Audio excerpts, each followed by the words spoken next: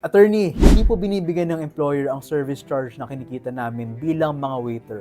Legal po ba yon? I TikTok, this Attorney Gonzalo Precision Company Law Firm. Sagutin natin to. Ganito yan, hindi po yon legal. Ayon sa batas, sa Republic Act number 11360 or ang Service Charge Law, ang service charge na kinokolekta ng mga restaurants, hotel, at iba pang mga establishments dapat i-distribute ng 100% sa mga empleyadong covered nito. Now, sino ba ang mga covered nito? Lahat ng employees na hindi managerial or supervisory ang posisyon.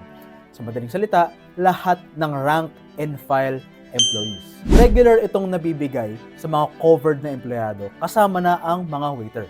Kung hindi ito binibigay, posibleng lumalabag ang employer sa labor laws. Nangyayari ito sa inyo, pwede kayong mag-report or magreklamo sa DOLE para protektahan ang karapatan ninyong makuha ang tamang kita mula sa service charge. Tandaan, bahagi ito ng benepisyo ninyo mga frontline staff.